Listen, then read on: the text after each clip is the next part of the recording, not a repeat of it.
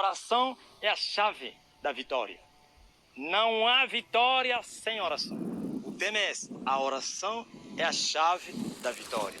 Jesus, no livro de Lucas, capítulo 18, diz assim: e ele contou-nos uma parábola, o dever de orar sempre e nunca desfalecer.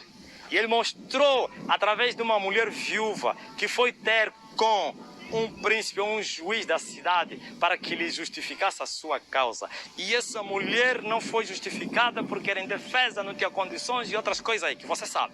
Mas a mulher, a Bíblia diz que, segundo Jesus, ela insistiu, ela continuou, ela perseverou, até que o juiz iníquo disse assim consigo mesmo: para que esta mulher não venha mais aqui me importunar, eu vou lhe despachar.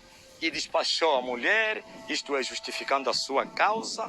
E Jesus disse: ouviste o que fez o juiz iníquo? E Deus, Pai, que é justo, não vai justificar os seus escolhidos que clamam a Ele de noite e de dia, ainda que seja tarde para com eles? Jesus responde: certamente sim. Certamente vai justificá-los. E quando o Filho do Homem voltar, será que vai encontrar você de pé ou caído? Ok. Oração. Meus queridos irmãos, prestem bem atenção. O Senhor, Ele consumou tudo na cruz. Jesus, quando terminou a sua obra, a última palavra que Ele falou, na carne, claro, quando estava no corpo: está consumado. Terminou a obra. Ok. E agora? A obra foi terminada na cruz do Calvário. O que Deus faz agora não é outra coisa senão responder à ação da igreja. Deus agora reage à nossa ação. Ou em outras palavras, Deus responde às nossas orações. Deus já fez tudo, tudo está consumado. A única coisa que Ele faz agora é responder às nossas orações, às nossas atitudes, às nossas ações. Por isso, a igreja precisa fazer de oração um modelo de vida. Não haverá vitória na tua vida, ó crente. Não haverá, se você não viver orando. O próprio Jesus disse: vigiai e orai em todo sempre, para que sejais havidos dignos de evitar todas essas coisas que hão de acontecer no mundo. Quais as coisas? Estamos a viver os dias da apostasia, os dias da glutonaria, os dias da bebedice, os dias da sedução das riquezas, os dias dos cuidados da vida, os dias dos prazeres desse mundo. Se você não orar, não vai vencer. Porque essas coisas coroam a fé, atacam a fé, matam a fé, destroem a semente da palavra no teu coração. Por isso você precisa orar para não ser maniatado pelos cuidados da vida, pelos prazeres, pela sedução da riqueza, glutonaria e bebedice. Sim, temos que viver uma vida de oração. Temos que orar, fazer de oração como modelo, uma vida. Temos que carregar nos nossos ombros o ministério de oração. Temos que ser homens e mulheres valentes de oração, que gastamos tempo com Deus em oração. A falsa doutrina que eu já falei e os espíritos enganadores, eles vieram ensinar à igreja que a igreja não precisa orar muito, porque não precisa orar muito, não precisa isso. Jesus já orou, Jesus já passou noite. É mentira de Satanás. Jesus advertiu os seus discípulos lá em Getsemane, quando ele estava a dormir, e ele disse a ele: nenhuma hora você, Pedro, podes orar comigo, nenhuma hora, está a ouvir? Jesus está falando nenhuma, significa que a medida de oração começa de 1 hora. Nenhuma hora. Quem fala nem 1 hora está a dizer: se 1 hora não conseguisse, e agora? O que você vai fazer? Se nas coisas mínimas vocês não podem, como vão conseguir as coisas grandes? E quanto tempo a igreja ora? Não ora, nem 1 hora consegue orar.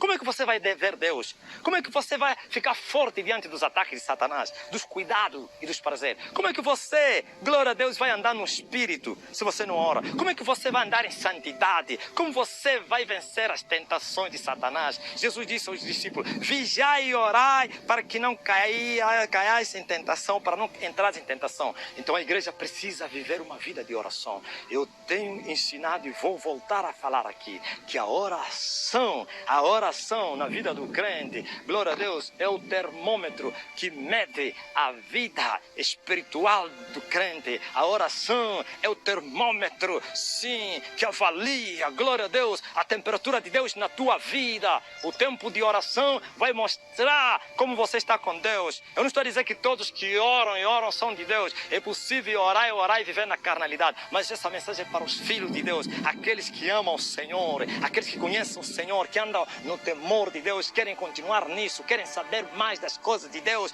Então você precisa orar e orar. Nenhuma hora você pode permanecer, vigiar comigo, crente. Nenhuma hora, Jesus está falando assim, nenhuma hora tens que gastar tempo em oração. Vocês gastam tempo nos vossos deleites, no trabalho, nos haveres do dia a dia, mas com Deus vocês não conseguem gastar nenhuma hora. Sim, tem que fechar o teu quarto, tem que estar no lugar secreto, tem que se separar com Deus e gastar horas e horas em oração para você conhecer a Deus.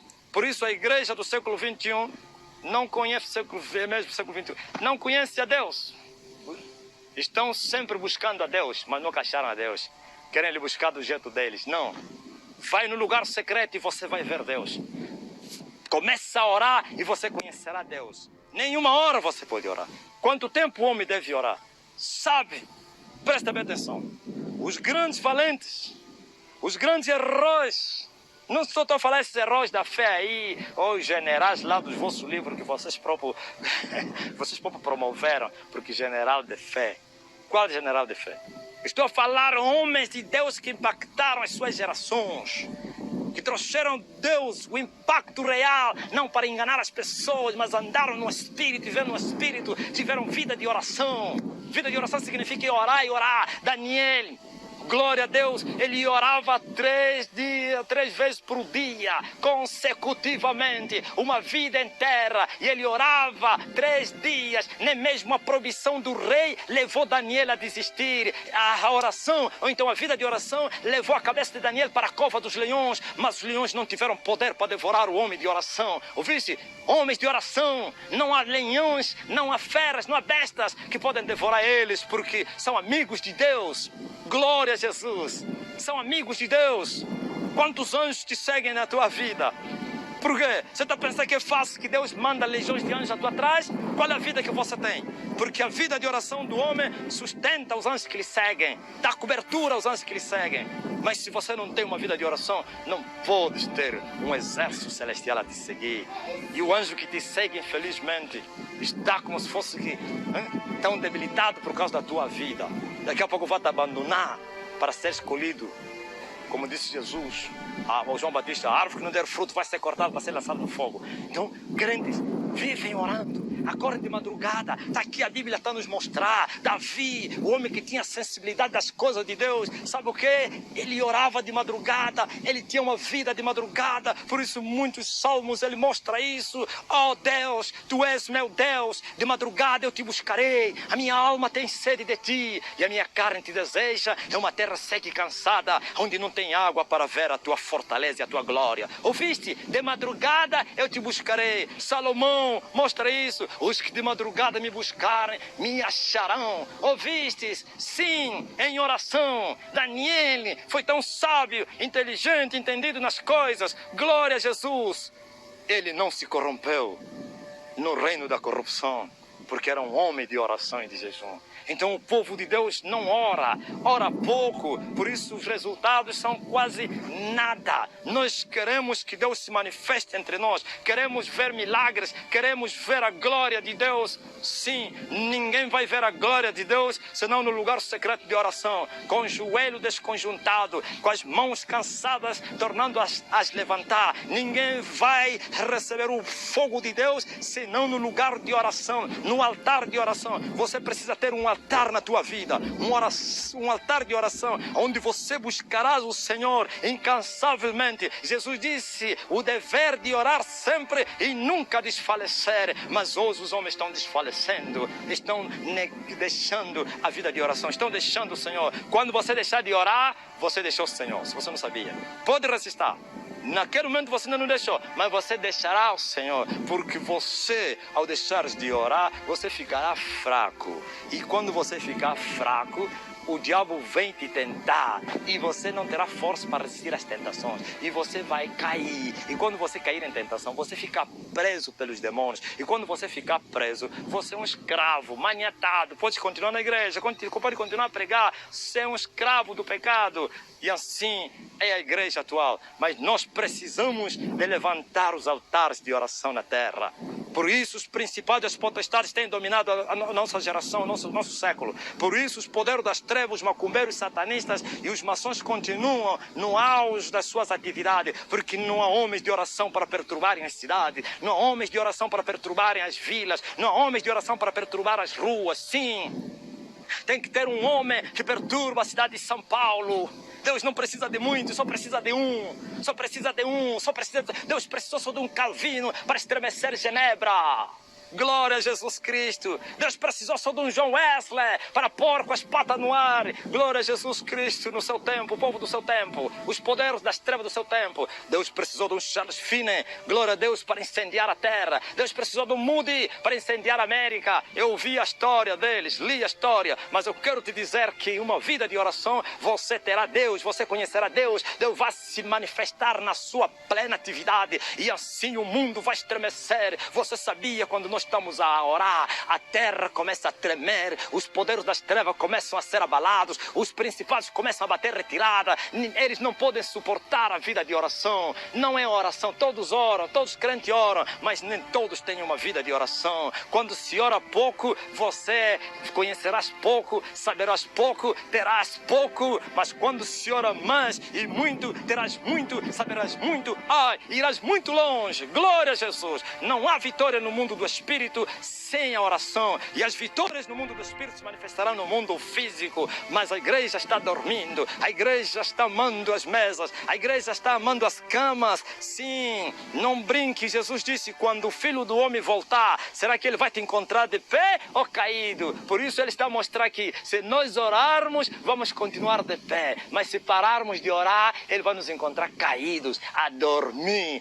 Sim, meu irmão, tem que orar, já falei outro dia, talvez você está a repetir a mesma coisa. O apóstolo Paulo disse que eu vou repetir para a vossa segurança. Tem que orar. Quanto tempo você ora? Sabe quanto tempo você, ministro, deveria orar? O ministro deveria orar pelo menos 3 horas diárias. Pelo menos, mas isso não te leva a ser um homem extraordinário, porque existem 2 tipos de crentes na terra. Tem crente normal e o crente fora de série. Tem pastor normal e tem pastor extraordinário. Homens normais são aqueles que fazem uma vez a outra, que oram uma vez a outra. Homens normais, crente normal é aquele que ora quando tem tempo, quando está com uma boa disposição, quando a barriga está cheia e ele vai orar. Mas o crente extraordinário, sabe o quê? Ele faz sempre aquilo que os homens normais fazem uma vez a outra. Glória a Jesus Cristo. E assim você será um valente na terra, um herói, um poderoso homem para destruir as fortalezas de Satanás, para destruir os principados da ira, para esmagar o reino de Satanás na terra. É só pela vida de oração. Não haverá vitória aos poderes das trevas sem oração. Tu deverias orar pelo menos 3 horas para você ir pregar, pelo menos, mas não basta. 3 horas é o limite para homens normais. Se você quer ser um homem fora de série, então começa a orar um dia inteiro. Já imaginou você gastar 12 horas de oração de joelho? Não é andar a caminhar aí sentado, não, de joelho, com o joelho desconjuntado, 12 horas de oração. Sim, glória a Deus, aleluia. E você fazer isso, como fazia Jonathan Eduardo, como fazia, glória a Deus, Leonardo Revenil, orava 13, 14 horas, Jonathan orava 12 horas, Charles Finney, uma semana. Sim, ouvi falar do Adina Bala, orava aqui, um africano orava 4 dias, que coisa linda, 4 dias. dias. Oh, meus irmãos, tem que orar. Uma semana fechada de oração, 30 dias de oração, 3 dias de oração, 4 dias de oração, 7 dias de oração, 2 dias de oração, 24 horas de oração, das 0 às 0. Você dobra o joelho às 0 e vais levantar às 0 do dia seguinte. Você dobra o joelho às 6 horas e vais levantar às 18 horas do mesmo dia. Você ora 3 dias, dobra o joelho às 6 até às 6 do quarto dia. 3 dias batido de joelho. O dia te passa em oração, a noite te passa em oração. Vem dia, vem noite quebrantado. São essas orações que mexem a estrutura dos poderes das trevas. São essas orações que esmagam o poder das trevas. São essas orações que tiram ditadores do poder. Sabe por que os ditadores demoram tanto tempo no poder? Porque naqueles países não tem homens de oração. Eu duvido, se tiver um homem que gasta horas e dias de oração, que aquele ditador não vai fugir. Como o ditador de Angola. Sabe por que o ditador de Angola fugiu do poder? Sabe por quê? Porque aqui é o epicentro de oração. Aqui tem homens que oram. Sim. Há quantos anos, sabe há quantos anos que esses homens oram? Eu conheço homens que começaram a orar em 2004. E eu pertencia a esse grupo. 2004. Vivem fechados dentro de uma casa. Muitos deles não são conhecidos. Vocês não eles conhecem. Vocês estão a me conhecer porque eu estou a pregar na YouTube. Sim. Fechados semanas e semanas, dias e dias, chorando pelo avivamento, chorando pelo nascimento do Filho de Deus, que é a luz do Evangelho de Cristo. Ouvis? Por isso, dos santos não suportou. Dos santos não suportou e pulou. E por isso você está a ver essas manifestações todas. Porque muita oração vai trazer catástrofes. Catástrofes vão trazer bênção numa nação. Sim, quando nós oramos, vai haver crises. Quando nós oramos, vai haver catástrofes, mas depois vai dar lugar a um grande avivamento, a bênçãos. É isso que está nesse país. Isso tudo que vocês estão vendo que está acontecendo nesse país é o resultado de oração. Estou a falar oração de grupos, porque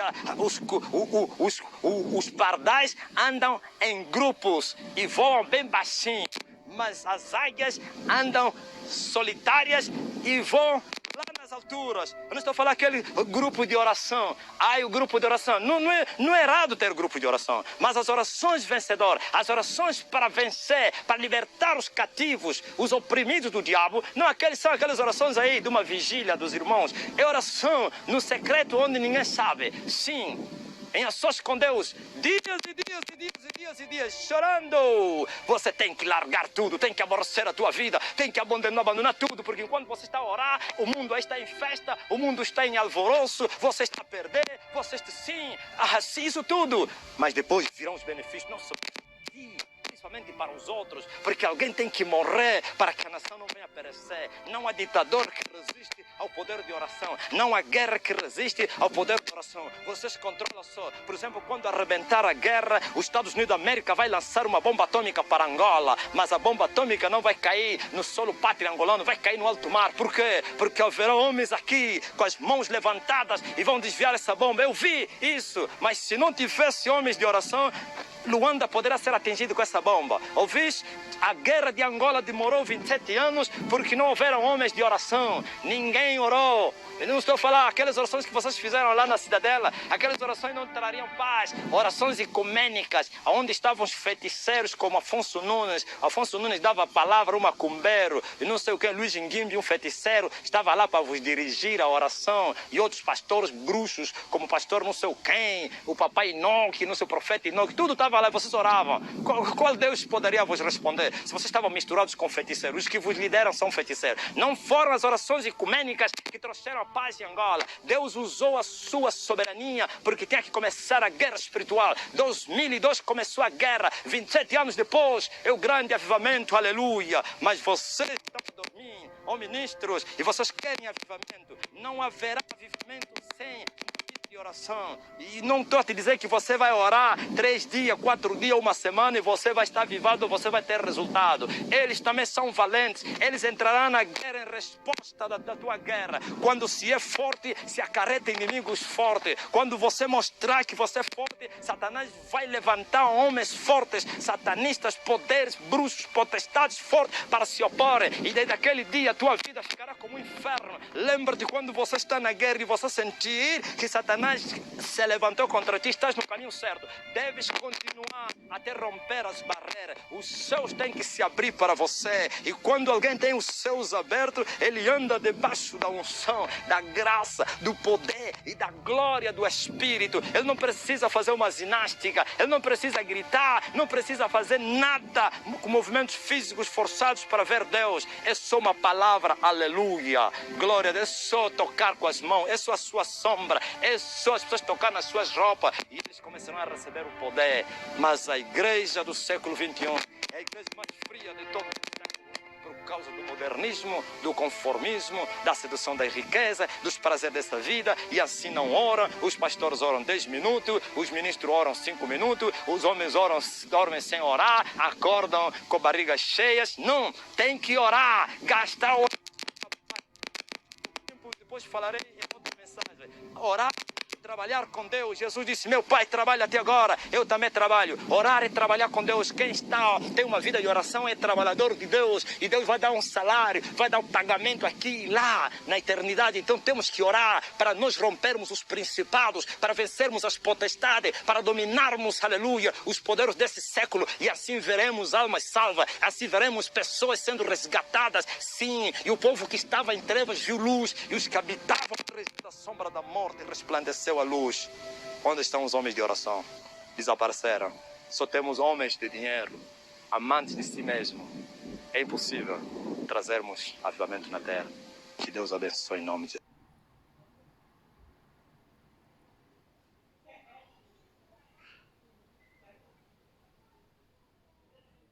Glória a Jesus Cristo. Eu vou responder a muitas dúvidas que há na terra a respeito da profecia. O que é a profecia? Para que serve a profecia? Presta bem atenção. Eu vejo muita confusão na terra, mas muita confusão mesmo. As adivinhações estão a ser chamadas de profecias. Os adivinhos se tornaram profetas. Você está a pensar que isso que vocês estão a fazer são profecias? Olha o que Paulo fala a respeito da profecia. 1 Coríntios capítulo 14, diz assim. Ele diz: segui a caridade e procurai com zelo os dons espirituais, mas principalmente o de profetizar. Porque o que fala língua estranha não fala aos homens, senão a Deus. Porque ninguém o entende, e em espírito fala em mistérios. Mas o que profetiza fala aos homens para a edificação, para a exortação e para a consolação. Ouviste? A profecia de Deus, ele não vem para trazer confusão, não. As vossas profecias que não são de Deus, mas são do diabo, e se são do diabo, são adivinhações, vocês são adivinhos, isso traz confusão. Ok. O que significa profecia? A palavra profetizar significa predizer o futuro.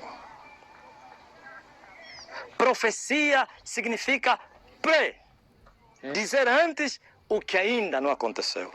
Não é dizer o passado, nem o presente. É o futuro. Profetizar é falar as coisas do futuro. Por isso está a falar predizer, profetizar. Existe o dom de profecia, existe. Existe o ministério de profeta, existe. E eu quero também tirar a dúvida das pessoas. Ai, esse não é tempo dos profetas. O tempo dos profetas terminou. Ai, esse não é tempo dos apóstolos. Os apóstolos só foram os 11, mais um. Ai, esse não é tempo disso, de profetizar, porque as profecias cessaram. Não, não faça isso. Elas existem, quer o dom de profetizar, como o ministério de profeta ainda existe no nosso tempo. Em nenhuma parte da Bíblia onde diz que os profetas terminam até João Batista e terminam. Ok, se os profetas terminam até João Batista, então você está equivocado e não lê na Bíblia quando aparecem profetas no tempo da graça. Na igreja que estava com Paulo e Barnabé, lá em Antioquia, existiram lá doutores, ou então mestres, e profetas. Na igreja. A igreja não é da lei. E eu vejo a Gab, o profeta que prediz a respeito da fome em todo o mundo. Ok, é no tempo da graça. E o apóstolo Paulo fala dos ministérios de Cristo. Nesse ministério ele fala do ministério profético. Não é no passado. Hoje também existe o ministério profético. Eu não nego isso, mas só nego os adivinhos no meio da igreja. O apóstolo Paulo fala dos dons espirituais, ou então as capacidades que homens que foram revestidos do Espírito Santo têm para servirem a Cristo no meio dos seus irmãos, na igreja, dons, capacidade. E no meio desses dons está o dom de profetizar, ou então o dom de profecias.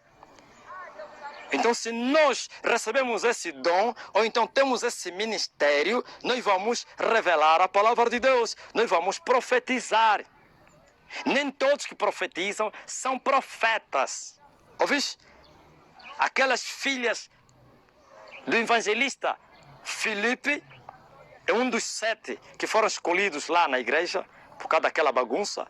Elas profetizavam, mas não eram profetisas. Nem todos que profetizam são profetas, mas todos os profetas profetizam.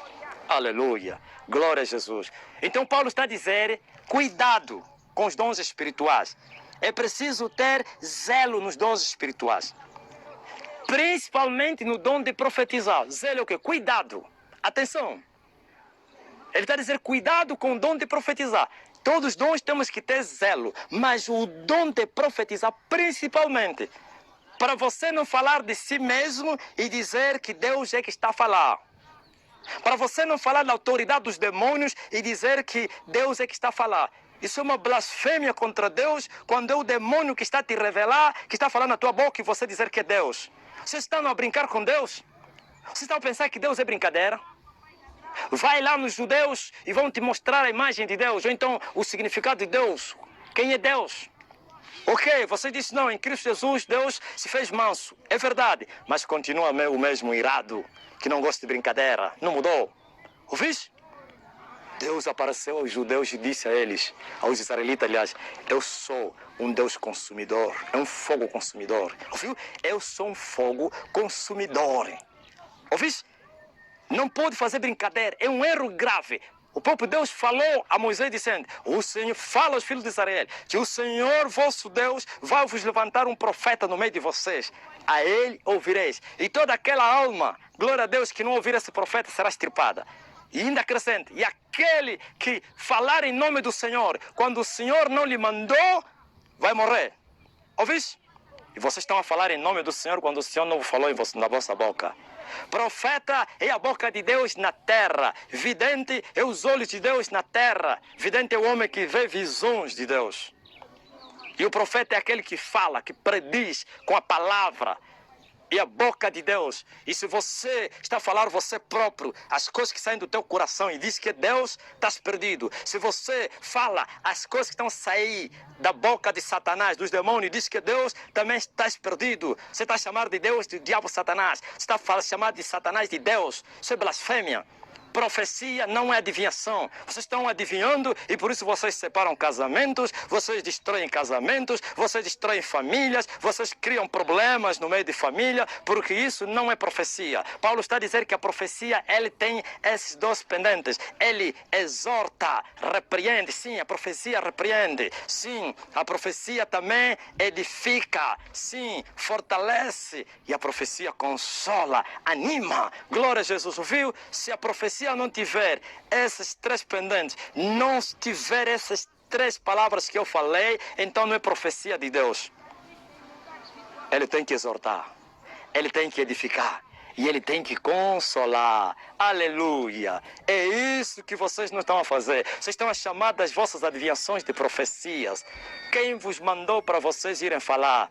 Quem está falando na vossa boca é os demônios. Por isso você vê que esse dom está muito na África. Não estou dizendo, mas aqui onde ele abunda por causa do espírito da adivinhação. Porque aqui onde começou, onde tem muitos quimbandeiros, adivinhadores e o resto. Está também lá na Europa, na América e em outros países. Mas aqui é o quartel-general da falsa profecia.